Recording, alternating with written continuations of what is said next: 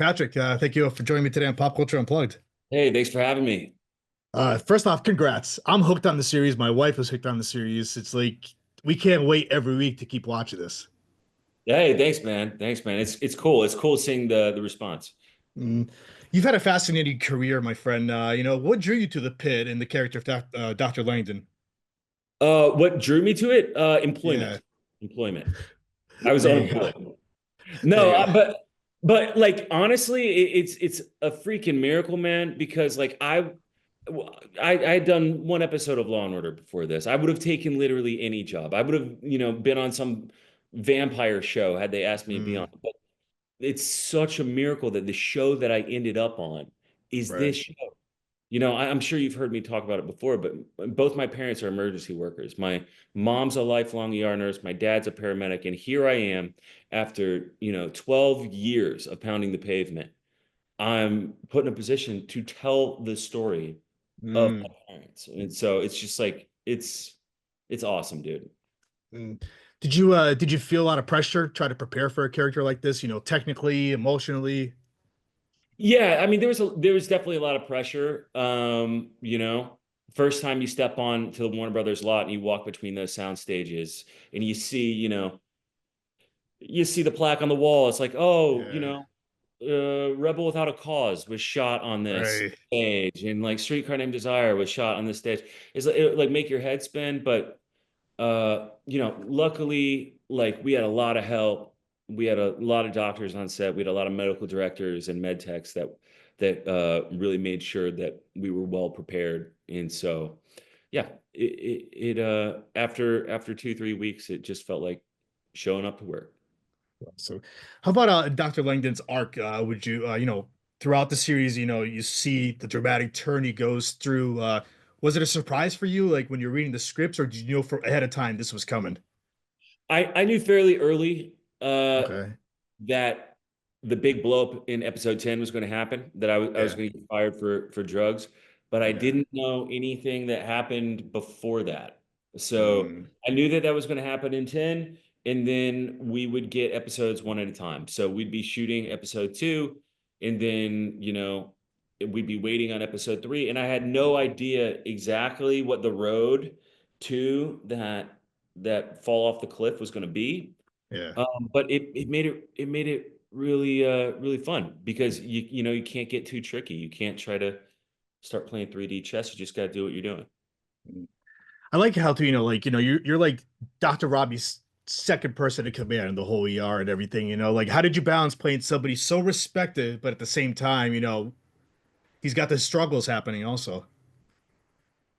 I think that's not that uncommon. I think there's a lot of people that we know. I think you know of the addicts that I know, there's a lot of people that are quite high functioning and quite workaholic and are very very driven people. Yeah. And so I think those things kind of go hand in hand. They're kind of two sides of the same coin for him, I think. Mm.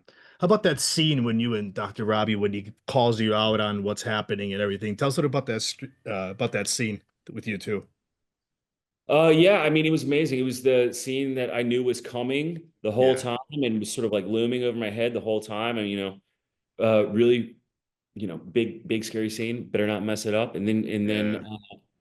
And then we get there, and it was amazing. Like, we had a fight choreographer on set because we both had this in our mind that this was gonna, get really violent and sort of out of control. And then Yeah. got there on the day, and you just kind of look at each other, and it was more just like it felt like a breakup scene. It felt more sad Mm. than anything, and and yeah, no, I mean, we both just sort of went with what was happening, and it was yeah, it was great. Noah's an Mm. incredible scene partner. Mm.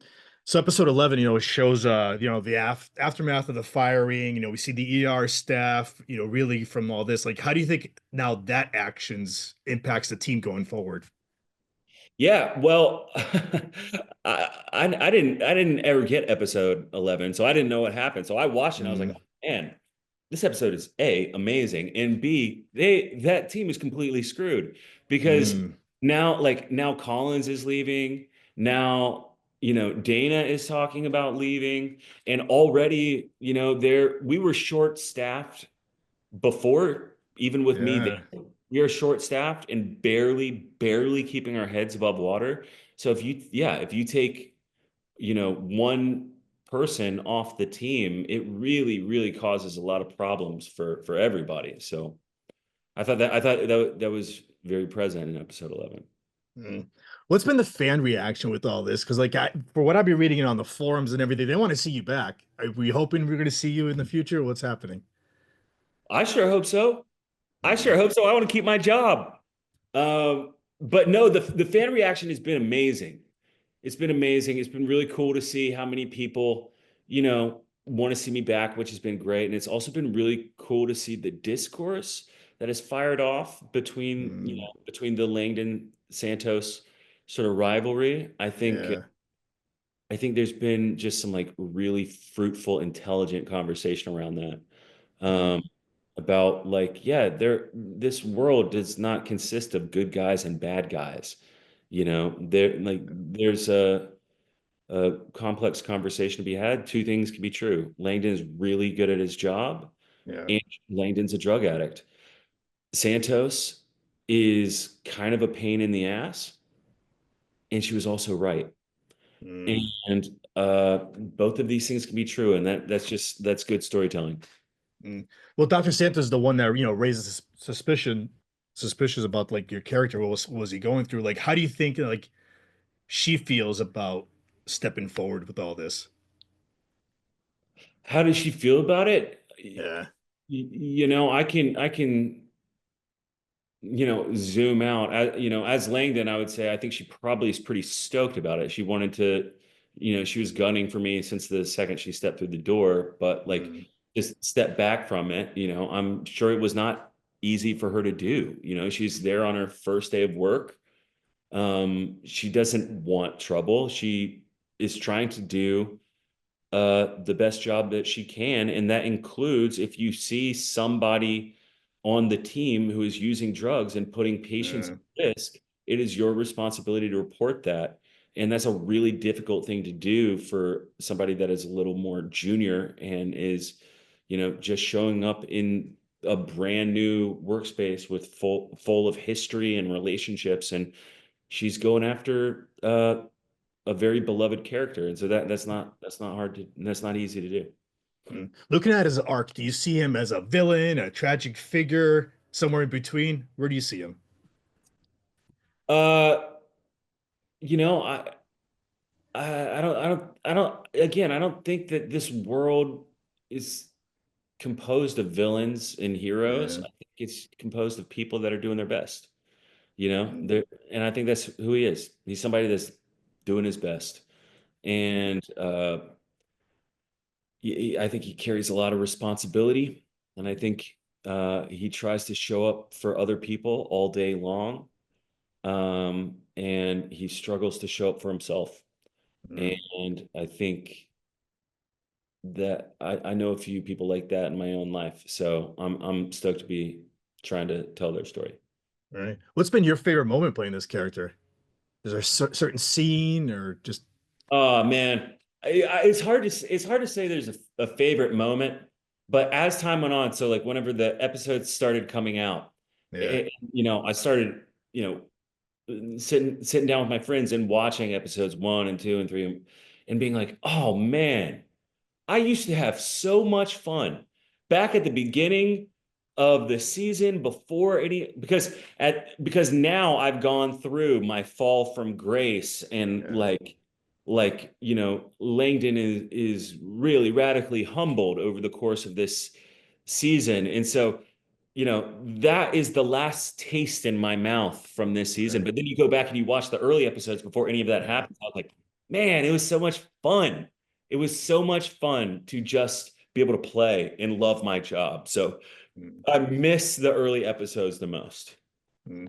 I've spoken to three other cast members from the pit, and they've all said to me they wish they were still filming. They've been sad that it's over now because they've enjoyed it so much being on set. Oh yeah, I mean, I love it. I can't wait to be back in. I think they're lying to you. I think we all needed some sleep by Yeah. the end that thing.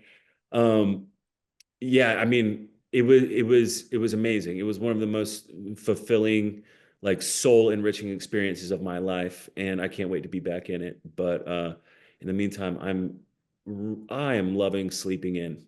It's amazing. Last question. What did you think of the concept of, 15 episodes, each episode is 1 hour of the shift? What was your thoughts on that? I mean, it's amazing. Yeah. The vast majority of what I've done is doing plays. I've spent 10 years doing theater. Mm. And so that's essentially what it is a play in that you have like any choice that I make in the moment, doing a scene in episode 3, however that comes out, now I have to be like, okay, well, I have to hold on to that and follow the Mm. rules of that moment Yeah. over the next 12 episodes, over the next 6 months of shooting. And so because it's all one day, there's like a tracing this continuity is very much it's weaving a very fine tapestry. It's a lot of fun. Patrick, I want to thank you for giving me this today. This was great. Like I said, I'm hoping to see you down the road again for more episodes. Thanks, I, man. I I appreciate enjoy your character. So, it. And there's nothing wrong with that. no, There's no, nothing wrong with that. that's right. Patrick, thank you. Thank you Thank you, again. man. This was great.